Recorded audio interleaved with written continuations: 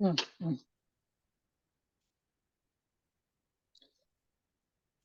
అందరికీ వందనాలు. ఆ దేవాదేవుడి అవకాశం ఇచ్చినందుకు మరొకసారి వందనాలు చెల్లించుకుంటూ, ఈ జూమ్ మీటింగ్ ద్వారా ఈరోజు ఈ 5వ మాట మీద మాట్లాడే అవకాశం ఇచ్చినటువంటి మేడంకు, అదేవిధంగా జూమ్ మీటింగ్ సభ్యులకు మరొకసారి వందనాలు చెప్పుకుంటూ, ఈరోజు మనం 5వ మాటకి తీసుకున్నట్టయితే యోహాను సువార్త 19వ అధ్యాయం 28, 29 వచనములు. యోహాను సువార్త 19వ అధ్యాయం 28, 29 వచనములు. అటు తరువాత సమస్తమును అప్పటికి సమాప్తమైనదని యేసు ఎరిగి, లేఖనములు నెరవేరినట్లు నేను దప్పిగొనుచున్నానెనెను. చిరకతో నిండి ఉన్న ఒక పాత్ర అక్కడ పెట్టి ఉండెను కనుక వారు ఒక స్పంజి చిరకతో నింపి హిస్సోపు పొడకు తగిలించి ఆయన నోటికి అందించిరి. యేసు ఆ చిరక పుచ్చుకుని సమాప్తమైందని చెప్పి తల వంచి తన ఆత్మను అప్పగించెను. మళ్ళొకసారి చూద్దాం వాక్యం. అటు తరువాత సమస్తమును అప్పటికి సమాప్తమైనదని యేసు ఎరిగి, లేఖనము నెరవేరినట్లు నేను దప్పిగొనుచున్నానెనెను. చిరకతో నిండి ఉన్న ఒక పాత్ర అక్కడ పెట్టి ఉండెను కనుక వారు ఒక స్పంజి చిరకతో నింపి హిస్సోపు పొడుకు తగిలించి ఆయన నోటికి అందించిరి. చిన్న ప్రార్థన అండి. దయమై ఇంతవరకు నాయన నడిపించిన విధానాన్ని బట్టి వందనాలు. ఇది నాయన 5వ మాట ధ్యానించబోతూ ఉంటాడుగా, నాయన నువ్వెందుకు దప్పికొన్నావో మేము అర్థం చేసుకుని, నీ దప్పిక తీర్చడం మాత్రమే కాకుండా నీ నుండి మా దప్పిక తీర్చుకునేటట్లుగా ఆయన జ్ఞానయుక్తమైన మాటలతో మమ్మల్ని నడిపించండి. వినేవారికి ప్రతి ఒక్కరికి వినగల చెవి, గ్రహించగల మనసు, ఆచరించగల హృదయం దయచండి. వాక్యం ధ్యానిస్తున్న నన్ను ఒక పరికరంగా వాడుకుని తండ్రి, వాక్యం ధ్యానిస్తున్న నాకు వింటున్న ప్రతి ఒక్కరికి నీ యొక్క పరిశుద్ధాత్మ నడిపింపు దయచేయండి. ఇప్పటి వరకు ధ్యానించిన వాక్య సందేశాలు నీకు ఇంపైన సువాసనగా ఆగ్రహించినందుకు వందనాలు చెల్లించుకుంటున్నాను తండ్రి. నేను మరి తర్వాత ఇంకా చెప్పబోయే వాక్యాలను కూడా నీవు ఆ విధంగానే దీవించమని, ఏ రకమైనటువంటి అభ్యంతరాలు, ఏ రకమైనటువంటి ఆటంకాలు లేకుండా కార్యాంపాన్ని స్తుతించిన భాగం దయచేయండి. మా ప్రభువును నీ ప్రియ కుమారుడైన యేసుక్రీస్తు ద్వారా వేడుకుంటున్నాం తండ్రి. ఆమేన్. మరొకసారి వందనాలండి. మరి ఇది చాలా వాస్ట్ సబ్జెక్ట్ అయినప్పటికీ కూడా మనం త్వరగా దీన్ని ఒక 20 minutes లోనే ముగించుకుందాం. ఈ ఈ మాట చెప్పేటప్పటికి ఆల్మోస్ట్ ఆల్ దగ్గర మధ్యాహ్నం 3 గంటలు కావస్తూ ఉంది. ఆ రోజు 8 గంటలకి యేసుక్రీస్తును సిలువ వేయడానికి డెత్ సెంటెన్స్ అనేది ప్రకటించారు. ఆ తర్వాత ఆయన పురవీధుల్లో ఆ బరువైన సిలువను మోసుకుంటూ ఆయన ఆ కల్వరి గిరికి, ఆ గొల్గొతా కొండకి చేరే సమయానికి 9 గంటలు అయిందని మరి చరిత్రకారులు చెప్తూ ఉన్నారు. ఆ 9 గంటలకు ఆయన సిలువ వేసిన తరువాత 9 గంటల నుంచి 12 గంటల వరకు కూడా 2 మాటలు మాట్లాడటం జరిగింది. మనం దాని విషయాలు మనం తర్వాత చూసినట్టయితే ఆ రెండో మాట మాట్లాడేటప్పటికి అదంతా కూడా చీకటయిపోయింది అని చెప్పి, రమారమి మధ్యాహ్న సమయంలో చీకటయిపోయిందని చెప్పి అక్కడ వ్రాయబడి ఉంది. అంటే ఈ 2 మాటలు పలికేటప్పటికి సమయం మధ్యాహ్నం అయింది. యేసుక్రీస్తు ప్రాణం విడిచేటప్పటికి సరిగ్గా 3 గంటలయిందని చెప్పి మన చర్చెస్‌లో ఆ 3 గంటలకి బెల్స్ కొడతారు. ఆయన ఆత్మార్పణ జరిగిన సమయం అని చెప్పి. కాబట్టి 3, 4, 5, 6, 7 ఈ 5 మాటలు కూడా ఆ మధ్యాహ్న కాల సమయం నుంచి ఆ 3 గంటల వరకు పలికారని చెప్పి మరి చరిత్ర చెప్తూ ఉంది. ఈ మొదటి మాట మనందరికీ తెలిసిందే, క్షమాపణ. యేసుక్రీస్తు వచ్చిందే ఈ లోకానికి ఆయన ప్రజలను వారి పాపముల నుంచి రక్షిస్తాడు కాబట్టి ఆయనకి యేసు అని పేరు పెట్టబడునని చెప్పిన ప్రకారం ఆ చివరి నిమిషంలో కూడా తండ్రి వీరేం చేస్తున్నారు వీరు ఎరుగురని చెప్పి ఆ క్షమాపణ. ఆ రెండోది అదే విధంగా దావీదు మహారాజు అంటాడు కీర్తనలో, విశ్వాసులను యందు భయభక్తులు నిలిపినట్లు వారిని క్షమిస్తున్నాను అని. ఇక రెండో మాటకు వచ్చేటప్పటికి ఆయన వాగ్దానం ఇచ్చాడు రెండో దొంగకి, నేడు నీవు నాతో కూడా పరదేశంలో ఉండు అని చెప్పి. తర్వాత మూడో దగ్గరికి వచ్చేటప్పటికి ఆయన అక్కడ ప్రవచన నెరవేర్పు నీ తల్లిని నువ్వు దీర్ఘాయుష్మంతుడు అగునట్లు నీ తల్లిని నీ తండ్రిని సన్మానించమని ఏదైతే 10 ఆజ్ఞల్లో ఉందో ఆ ఆజ్ఞ నెరవేర్పు ఆ మూడో మాట ద్వారా జరిగింది. ఇందాక నాలుగో మాట మరి సిస్టర్ గారు చెప్పినట్టుగా ఆయనకి తండ్రికి ఉన్న ఎడబాటును చక్కగా వివరించి చెప్పడం జరిగింది. ఇక ఐదో మాట దగ్గరకు వచ్చేటప్పటికి ఆయనకు దాహం వేసింది. ఈ దాహం వేసింది నేను దప్పిగొనుచున్నాను అని చెప్పినప్పుడు అక్కడ ఉన్నవారికి కాదు గానీ ఇప్పటికి కూడా చాలా మందికి వచ్చే డౌట్ ఏంటంటే యేసుక్రీస్తుకు దాహం వేయటం ఏంటి? ఆయన దేవుని కుమారుడు కదా అని చెప్పి. నిజమే, జలరాశులను సృష్టించాడు ఆయన. ఆదికాండం 1 అధ్యాయం 9, 10 వచనాలు చూస్తే ఆరిన జలరాశులకు నేలని, తర్వాత సముద్రాలకు జలములని ఆయన పేరు పెట్టాడు. అదే విధంగా 21 అధ్యాయం ఆదికాండంలో 19 వచనాలు చూసినట్టయితే హాగరు కుమారుడు ఇష్మాయేలు చనిపోబోతూ ఉంటే అతని మొర్ర విని అక్కడ ఒక నీటి ఊటను ఆయన సృష్టించాడు. ఆ నీటి ఊటను పట్టి హాగరు తన బిడ్డకి పట్టించింది. కాబట్టి జలరాశులను సృష్టించిన సృష్టికర్త ఆయన. అదే విధంగా జలరాశులు గద్దించిన దేవుడు. పేతురు నీటి మీద నడిచేటప్పుడు గాని అక్కడ ఓడ అమరమున యేసుక్రీస్తు నిద్రిస్తున్న సమయంలో మేము నశించిపోతున్నాం రక్షించమన్నప్పుడు ఆ జలరాశులు గద్దించాడు ఆయన. ఈయన ఎట్లాంటి వాడో జలరాశులు సముద్రములు కూడా ఈయన మాటకి విధేయత చూపిస్తున్నాయని చెప్పి వారు అనుకున్నారు. కాబట్టి జలరాశులు గద్దించిన దేవుడు, సముద్రాన్ని 2 పాయలుగా విభజించిన దేవుడు మనందరికీ తెలుసు. నిర్గమకాండం 14 అధ్యాయం 22 వచనంలో సముద్రాన్ని 2 పాయలుగా విభజించాడు. అదే విధంగా యొర్దాను నీటిని గోడగా నిలిపిన దేవుడు. యెహోషువ గ్రంథం 3 అధ్యాయం 16 వచనంలో చూస్తే వాళ్ళు వెళ్ళేటప్పుడు ఆ యొర్దాను నది ఒక ప్లేస్ లో దాన్ని ఆదాముపురం అంటారు. ఆ పురము దగ్గర ఆ నీరు గోడగా నిలిచిన తర్వాత వాళ్ళు అంటే నీటిని గోడగా కూడా నిలబెట్టగలిగిన దేవుడు. అదే విధంగా బండ నుండి నీటిని పుట్టించిన దేవుడు మనందరికీ తెలుసు. సంఖ్యాకాండం 20 అధ్యాయం 11 వచనంలో మోషే అహరోనుతో ఆయన అంటాడు కదా, మీరు బండ దగ్గరికి వెళ్ళి మాట్లాడండి, అక్కడి నుంచి మీ నీరు ప్రవహిస్తాయని. చేదు నీటిని ఆయన తియ్యగా మార్చే దేవుడు.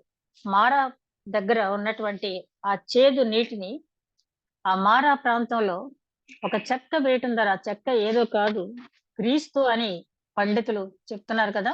అంటే మన జీవితంలో క్రీస్తు వస్తే మన జీవితాలు మధురంగా మార్చే దేవుడు. అదే విధంగా ఆ చేదు నీటిని తీయగా మార్చగలిగినటువంటి దేవుడు. ఆకాశ వాకిళ్లు విప్పి జలరాశుల్ని వర్షింప చేయగల దేవుడు. మనందరికీ తెలుసు కదా, నోవహు కాలంలో 40 రాత్రులు 40 పగళ్ళు ధారాపాతంగా వర్షం కురిసింది. ఏలియా కూడా ప్రార్థించినప్పుడు 3.5 సంవత్సరాలు వర్షాలు ఆగిపోవటం, మళ్ళీ తిరిగి కురవటం. అదే విధంగా ఇర్మియా గ్రంథంలో కూడా మీరు నా మాట వినకపోయినట్లయితే తొలకరి వర్షం, కడవరి వర్షం అనేది మీరు చూడరు, ఆకాశాన్ని నేను ఇత్తడిగా మారుస్తానని చెప్పన్నాడు. అంటే జలరాశులు విప్పగల దేవుడు, జలాన్ని సృష్టించిన దేవుడు, జలాన్ని ఆజ్ఞాపించే దేవుడు, గద్దించే దేవుడు.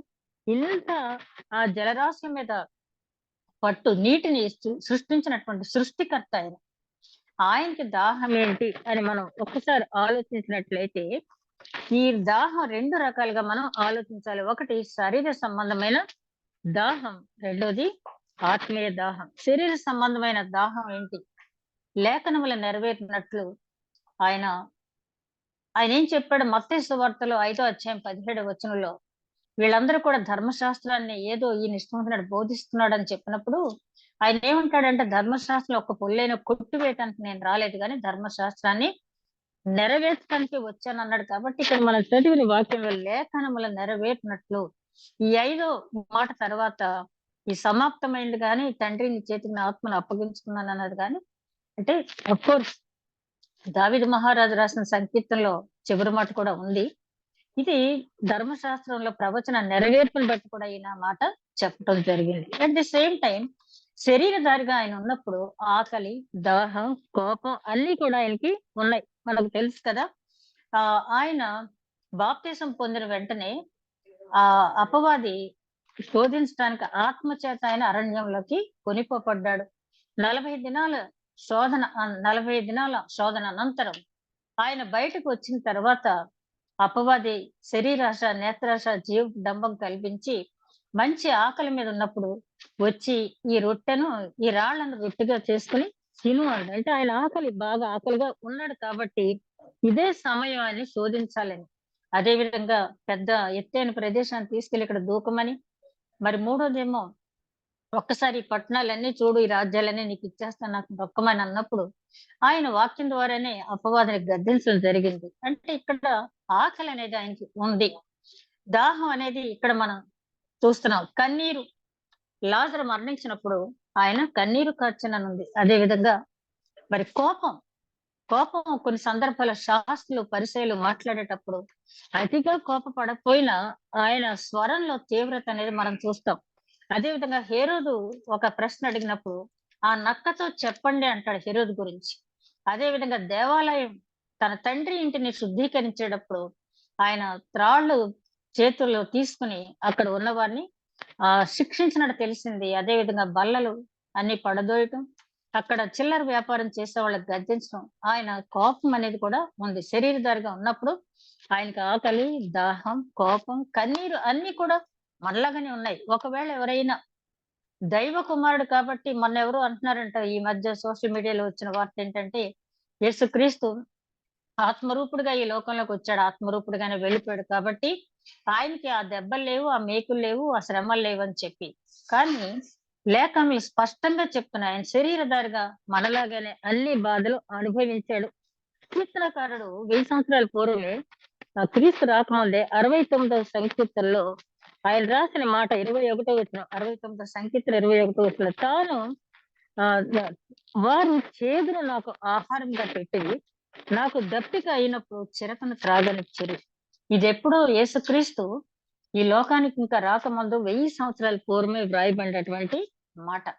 అంటే ఈ లేఖనాలు గాని, యేసుక్రీస్తు చేత చేయబడిన కార్యాలు గాని యాక్సిడెంటల్ గా అప్పటికప్పుడు ఏదో ఒక మ్యాజిక్ లాగా చేసేసినవి కాదు. యేసుక్రీస్తు ఈ లోకమునకు రావాలి, ఆయన ఈ కార్యాలు చేస్తాడు, ఆయన ఈ రకంగా సఫరింగ్ ఉంటది ఆయనకి అని చెప్పి ఎప్పుడో దేవుడు తన పరిశుద్ధాత్మతో ముందుగానే వ్రాయించి ఉంచాడు. ప్రతి మాట కూడా యేసుక్రీస్తు జీవితంలో ప్రతి మాట కూడా లేఖనములో నెరవేర్చని చెప్పి మనం గమనించాలి. అదే విధంగా అందుకనే పౌలు గారు అంటాడు హెబ్రీ గ్రంథకర్త 4వ అధ్యాయం 15వ వచనంలో, మన ప్రధాన యాజకుడు బలహీనతల యందు సహానుభవం లేనివాడు కాడు కానీ సమస్త విషయంలో శోధింపబడినను ఆయన పాపము లేనివాడుగా ఉండెను కనుక మనము కనికరింపబడి సమయోచితమైన సహాయం కొరకు కృప పొందినట్లు ధైర్యంతో కృపాసన యొద్దకు చేరుదము. ఈ మాటలో చాలా అర్థం ఉంది. పౌలు గారు అంటే మామూలు వ్యక్తి కాదు కదా. ఆయన లాజిక్ గాని, మరి ఆయన రాసినటువంటి మాటలు అసలు ఒక్క వచనంలోనే మొత్తం హిస్టరీ అంతా కూడా చెప్పగలిగినటువంటి మహానుభావుడు. ఆయన అంటున్నాడు, మన ప్రధాన యాజకుడు మనతో ప్రతి విషయంలో సహానుభవం కలిగిన వాడు. ఆకలి అంటే తెలుసు, దాహం అంటే తెలుసు, కన్నీరంటే తెలుసు, కోపం అంటే తెలుసు, శ్రమ అంటే తెలుసు. వాట్ నాట్ ఎవ్రీథింగ్ మనం జీవితంలో ఏదైతే ఎదుర్కొంటామో అన్నీ తెలుసు. అన్ని శోధనలు మనకంటే ఎక్కువ శోధనలు. ఒక్కసారి మనం పెద్ద శోధనలో పడినప్పుడు, పెద్ద శ్రమలో పడినప్పుడు, ఒక్కసారి క్రీస్తుతో పోల్చుకున్నప్పుడు, క్రీస్తు పడిన శ్రమల్లో, క్రీస్తు ఎదుర్కొన్న శోధనలో మన శోధన ఎంత, మన శ్రమ ఎంత అని చెప్పి చూచినట్టయితే పాయింట్ 1 కూడా ఉండదేమో. అంతే కదా. అందుకనే పౌలు గారు అంటున్నారు, అంటే సింపతి, ఎంపతి అనేది మనం చెప్పుకున్నాం కదా. ఇప్పుడు ఒక పిల్లవాడికి దెబ్బ తగిలిందని వచ్చినప్పుడు మనం ఆహా అలాగా అని చెప్పి మాట్లాడతాం. అలా కాకుండా ఆహా నాన్న దెబ్బ తగిలిందా, ఎక్కడ గాయం గట్టిగా అయిందా, ఏదిలారా అని చెప్పి ఎంపథెటికల్ గా సహానుభూతితో మాట్లాడినప్పుడు ఆ పిల్లవాడు చాలా తృప్తి పొందుతాడు. అందుకనే ఇప్పుడైతే మరి రీడర్ లో ఉందో లేదో గాని మిసెస్ బీమ్ అని ఒక లెసన్ ఉంది. 9th క్లాస్, బహుశా 9th క్లాస్ ఇంగ్లీష్ రీడర్ లో ఒక లెసన్ ఉంటది. ఏంటంటే ఆ స్కూల్లో పిల్లలకి వీక్లీ వన్స్ ఒక అమ్మాయి ఆ అంధురాలుగా, మరొక అమ్మాయి అవిటిగా, అదే విధంగా ఫిజికల్లీ ఛాలెంజ్డ్ గా వాళ్ళు యాక్ట్ చేయాలి. ఆ రోజంతా వాళ్ళకి కళ్ళకు గంతలు కట్టేస్తారు. కుంటి అమ్మాయి అయితే కాలు పైకి పెట్టి కట్టేస్తారు. వీళ్ళకి అసిస్టెంట్ గా ఇంకొకళ్ళని ఇస్తారు. ఎవరైతే ఈ వారం అసిస్టెంట్ గా ఉందో నెక్స్ట్ వీక్ ఆ అమ్మాయి అంధురాలుగా నటించాలి. ఈ అసిస్టెంట్ అంధురాలుగా నటించిన వలసి వస్తది కాబట్టి జాగ్రత్తగా ఈ అమ్మాయికి అన్ని హెల్ప్ చేస్తది. అంటే దీంట్లో ఆవిడ ఆలోచించింది ఏంటంటే, మనం పాఠాలు చెప్పటం కాదు గానీ, ఫిజికల్లీ ఛాలెంజ్డ్ పడే ఇబ్బందులు వాళ్ళకి ఒక్కసారి మనం అలాగా వాళ్ళు కూడా ఆ ఇబ్బంది ఎలా ఉంటదో తెలుసుకున్నట్టయితే వాళ్ళకి ఆ సానుభూతి అనేది ఉంటుంది. నిజమే కదా! మనం కూడా ఒక్కొక్కసారి ఒక ఛాలెంజ్ మనకు ఎదుర్కొన్నప్పుడు ఒకసారి ఒక దైవ సేవకుడు ఆయన అంటే యవ్వనస్తుడప్పుడు ఆయన అంటున్నాడు ఏంటంటే, అందరూ కన్నీటి ప్రార్థన, కన్నీటి ప్రార్థన అంటున్నారు కానీ, నాకైతే ఎప్పుడు ప్రార్థనలో కన్నీరనేది రాదు. మరి ఎందుకో కొంతమందికి వెంటనే కన్నీరొచ్చేస్తది. కానీ ఆయనే తిరిగి ఒకసారి సాక్ష్యం చెప్పాడు. ఇలాగ అన్నాను నేను. కానీ ఒకసారైతే నాకు ఎంత కన్నీరంటే దాదాపు 2 గంటలు ధారాపాతంగా ఏడ్చాను. ఏంటంటే ఆయన హైదరాబాద్ నుంచి వస్తూ ఉన్నాడు. హైవే మీద యాక్సిడెంట్. భార్య ఒక పక్కకి, కొడుకో పక్కకి, కుమార్తె ఒక పక్కకి, ఆయన ఒక పక్కకి పడిపోయి ఒకరికొకరు ఎక్కడ పడ్డారో కూడా తెలియకుండా కమ్యూనికేషన్ కూడా లేనప్పుడు ఆ రోడ్డు మీద మోకరించి ఆయన అలా కన్నీటి ప్రార్థన చేస్తున్నారు. ఎవరు వచ్చి వారికి హెల్ప్ చేయకు. ఆ తర్వాత సంఘటన తలుచుకున్నప్పుడల్లా నాకు ఇప్పటికి కూడా కన్నీరు ఆగదు. అంటే మనకి ఎవరి బాధైనా చూచినప్పుడు అంతగా కాదు గాని, ఆ బాధే మనం పడినప్పుడు వచ్చే కన్నీరు వేరు. కాబట్టి యేసుక్రీస్తు మనం పడే బాధలు, మనం పడే శ్రమలు అన్నీ అనుభవించేసాడు. మనకంటే ఎక్కువ అనిపించాడు. మనం పొందే అవమానాల కంటే ఎక్కువ అనుభవించాడు ఆయన కదా! మొఖం మీద గుద్దారు, ఉమ్ము ఊసారు, ముళ్ళ కిరీటం పెట్టారు, అవమానించారు. ఆ మరియ కుమారుడు కాదా అని చెప్పి ఆయన జన్మను కూడా అపహసించారు. ఒక్కటి కాదు ఆయన పుట్టిన దగ్గర నుంచి కూడా అన్ని రకాలుగా అవహేళన చేయబడినప్పటికీ కూడా ఆయన ఎప్పుడు కూడా బదులు పలకలేదు. కాబట్టి పౌలు గారు అంటున్నారు, ఈ శ్రమ అయితే ఆయనకేమన్నా తెలుసేంటి? దేవుని కుమారుడు కాబట్టి ఆయనకేముందిలే అంటానికి లేకుండా ప్రతి శ్రమ, ప్రతి శోధన, ప్రతి అవమానం ఆయన ఎదుర్కొన్నాడు కాబట్టి మనం చెప్పక్కర్లేదు. మనం ఈ బాధలో ఉన్నప్పుడు, "ప్రభువా నా బాధ ఇది. ఎంత బాధో తెలుసా?" అని మనం అనక్కర్లేదు. ఆయన అంటాడు కదా! "నీవు అగ్నిలో పడి వెళ్ళినప్పుడు నేను అగ్నిలో ఉన్నాను. నీవు జలములలో పడి వెళ్ళినప్పుడు నీతో పాటు నేను జలములో ఉన్నాను." మరి నిర్గమకాండలో మనం చూస్తే ఇశ్రాయేలుని పగలు మేఘస్తంభంగా, రాత్రి అగ్నిస్తంభంగా నడిపించినటువంటి దేవుడు. కాబట్టి పౌలు గారు చెప్తున్నారు. ఆయనకి మనకున్నటువంటి వ్యత్యాసం ఏంటంటే, మనకంటే ఎక్కువగా అవమానించబడ్డాడు. మనకంటే ఎక్కువగా శోధింపబడ్డాడు. మనకంటే ఎక్కువగా శ్రమ పడ్డాడు. కానీ ఆయన పాపము చెయ్యలేదు. ఎంత శోధింపబడినా, ఎంత శ్రమ పడినా ఆయన పాపం అనేది చెయ్యలేదు. అది ఆయనకి మనకున్నటువంటి వ్యత్యాసం. ఆ తర్వాత మనం గమనించినట్లయితే ఆహ్, ఆయన ఎవరి కోసం ఈ దాహం నేను దప్పికుంటున్నాను. సరే శరీర సంబంధమైన దాహం అయితే ఆయన కోసం వ్యక్తిగతంగానే ఆయన వ్యక్తిగతంగా దాహం పొందాడు. వాళ్ళు ఏం చేశారంటే ఎప్పుడైతే దాహం అన్నాడో ఆయన ఒక స్పంజితో ఒక చిరకను ముంచి హిస్సోప్ అనే పుడకతో అందించారని కూడా వ్రాయబడి ఉంది. హిస్సోప్ అంటే ఒక చీపురు పుల్ల లాంటి చివరి భాగం అన్నమాట. ఆ చిరకలో వాళ్ళేం చేశారంటే బోళం అనే పదార్థం కూడా కలిపారు. అది కూడా ఒక మత్తు పదార్థం. మద్యం మత్తు పదార్థం. ఎందుకంటే ఆ గాయాల బాధ కాసేపు తెలియకుండా మత్తులో ఆ శిలువ శ్రమ అనేది అనుభవించాలి అని చెప్పి వాళ్ళు అనుకున్నారు. అంటే లేఖనం నెరవేర్పు జరగకుండా చూడటానికి ఇట్లాంటి శోధన ఇందాక సిస్టర్ గారు చదివారు కదా! ఆయన శ్రమ పెట్టుట ఆయనకు ఇష్టమాయెను. యెషయా గ్రంథం 53 అధ్యాయంలో. ఆ శ్రమల్లోని పరిపూర్ణత చూడాలి తన కుమారుడి ద్వారా అనుకున్నాడు కాబట్టి, పూర్తి మానవ దేహంతో ఆయన శ్రమ పడాలి. లేకపోతే అది ప్రాయశ్చిత్తార్థ బలి కాదు. మన పాపముల నిమిత్తం ఆయన చిందించవలసిన రక్తం పూర్తిగా శ్రమ అనుభవించి, ఆ చిందించిన రక్తం ద్వారానే మనకి ఆ పాప ప్రాయశ్చిత్తం జరుగుతుంది కాబట్టి, అక్కడ మత్తు మందు తీసుకొని ఆయన ఆ సిలువ అనుభవించినట్లయితే అది లేఖన నెరవేర్పు కానే కాదు. కాబట్టి ఆయన ఆ చేదును తీసుకున్నాడు. ఒక సువార్తలో అయితే రుచి చూచి తాగనొల్లక దాన్ని తీసుకోలేదు అని చెప్పి కూడా చెప్పడం జరిగింది. ఏదైతే ఏమి ఆయన తీసుకోలేదు. పూర్తి మానవుడిగా, శరీరధారిగా, శరీరంతో మనం ఎట్లాంటి బాధపడ్డామో ఆయన కూడా అట్లాగే బాధ పొందాడు. ఎవరి కోసం మనకి ఇంత దాహం ఈయన పొందాడు అంటే, మనకు తెలుసు కొండ మీద ప్రసంగంలో యేసుక్రీస్తు చెప్పినటువంటి ప్రసంగంలో మత్తయి సువార్త 5వ అధ్యాయం 6వ వచనంలో నీతి కొరకు ఆకలి దప్పులు గలవారు ధన్యులు వారు తృప్తి పరచబడుదురు.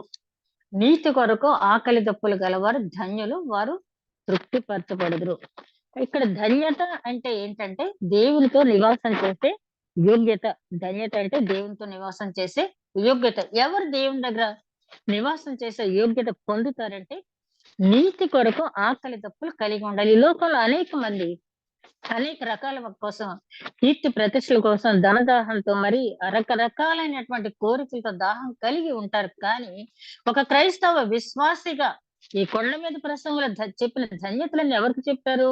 ఆల్రెడీ 5వ అధ్యాయంకి ముందు మనం గమనించినట్లయితే, ఎవరైతే ఆయన సొంత రక్షకుడిగా అంగీకరించి క్రైస్తవుడిగా జీవితాన్ని కంటిన్యూ చేయటానికి ఒప్పుకున్నాడో, శ్రమైనా, వేదనైనా, బాధైనా, మరణమైన దేనికైనా నేను వెనుకాడనని చెప్పి ఒక స్థిర నిశ్చయం తీసుకుని ఎవరైతే బయలుదేరారో వాళ్ళకి చెప్తున్నాడు ఆయన.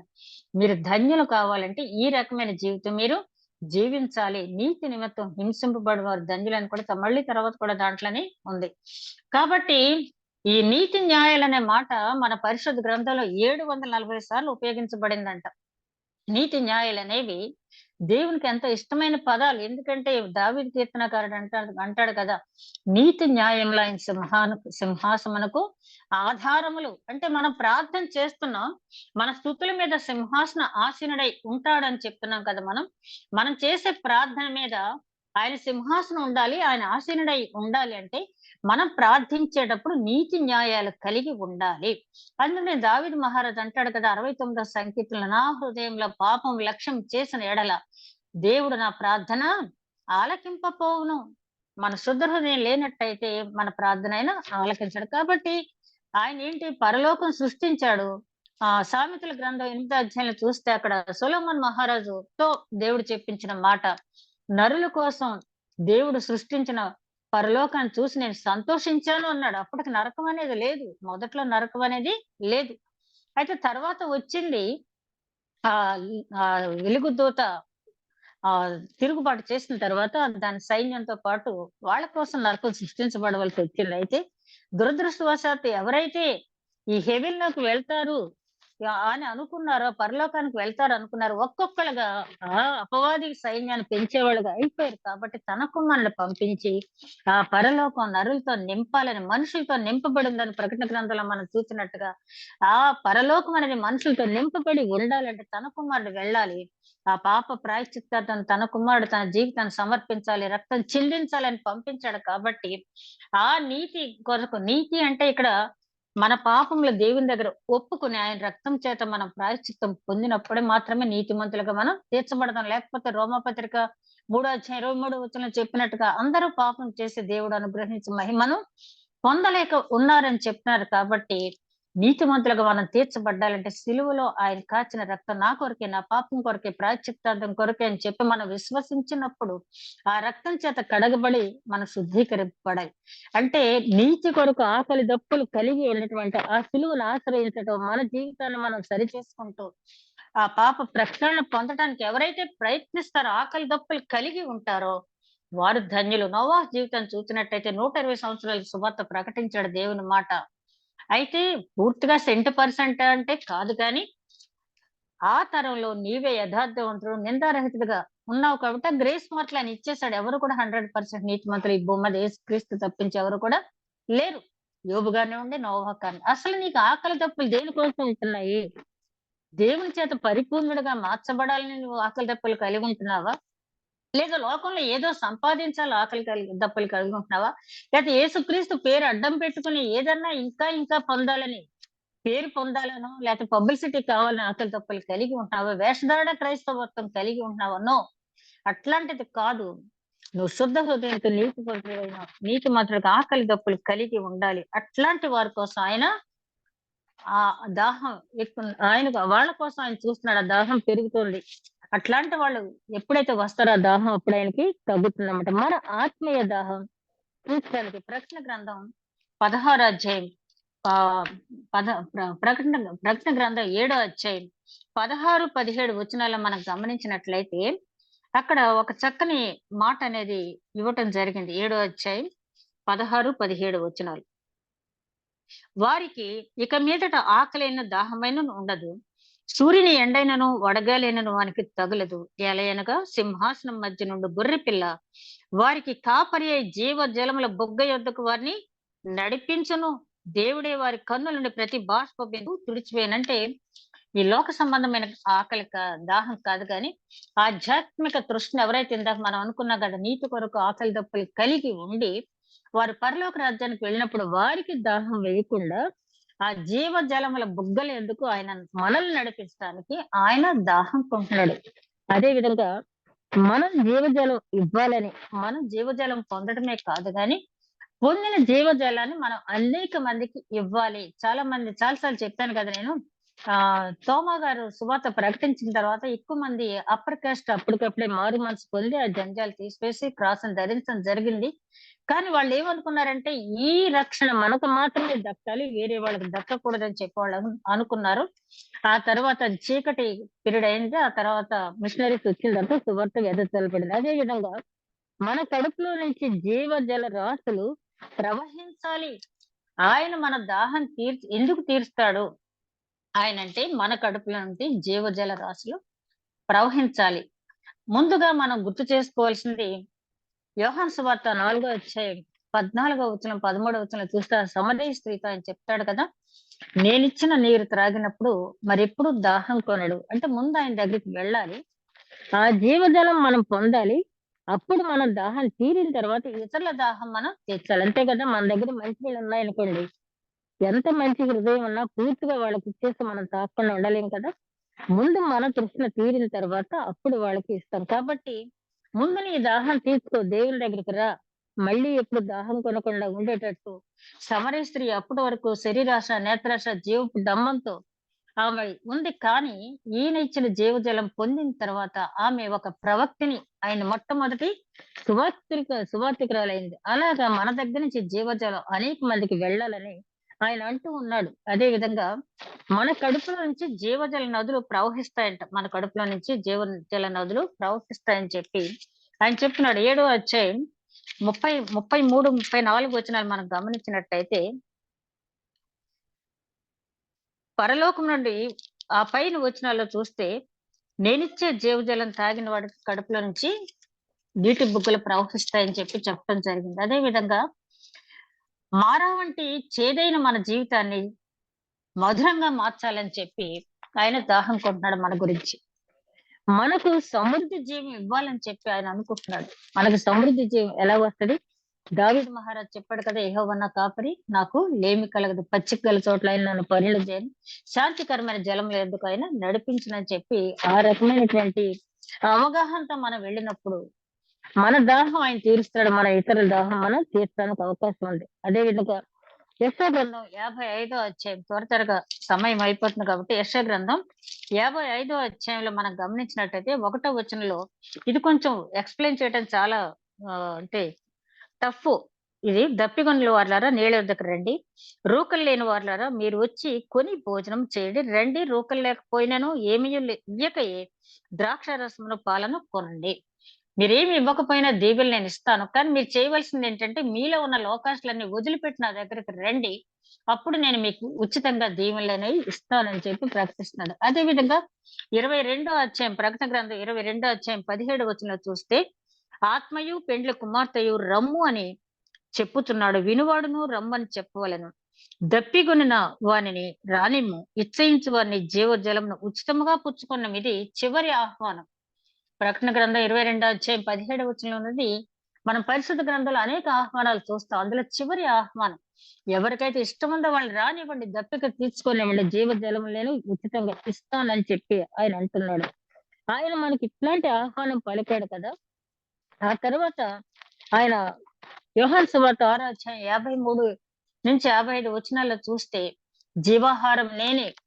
నన్ను మీరు భుజించండి అన్నప్పుడు అక్కడ కూడా కొంత అభ్యంతరకరమైన మాట ఇది మేము వెళ్ళలేకపోతున్నాం అని చెప్పి 70 మంది ఉన్న శిష్యుల్లో 12 మాత్రం 70 మంది వాళ్ళు యేసుక్రీస్తుని వదిలిపెట్టి వెళ్ళిపోయారు. అది అలంకార భాషలో చెప్పబడినటువంటి మాట. దీని మీద చాలా కాంట్రోవర్సీ వచ్చింది. తినటం ఏంటి? త్రాగటం ఏంటి? అని చెప్పి. అయితే పండితులు చెప్పేదేంటంటే తినటము అంటే వాక్యాన్ని మనం చదవాలి.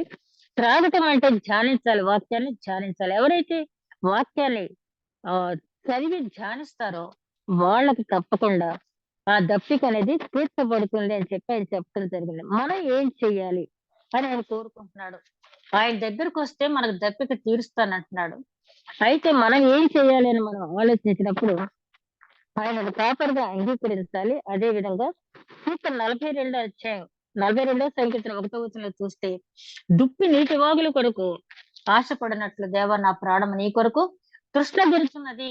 దుప్పి ఏ నీటి పడితే ఆ నీరు త్రాగదు. అలాగే మనం కూడా జీవవాక్యం కోసం మనం ఎప్పుడు కూడా అది చెప్పేది జీవవాక్యమా లేకపోతే భ్రమపరిచే ఆత్మని పరీక్షించుకుని దాన్ని వెంబడించాలని చెప్పి ఆయన చెప్తున్నాడు. అదేవిధంగా కీర్తన 119, 131 వచనంలో ఆయన ఆజ్ఞల యందు అధిక వాంఛ చేత మనం నోరు తెరుచుకుని ఉండాలంట. మన నోరు ఎప్పుడు దేనికోసం తెరుచుకుని ఉండాలి?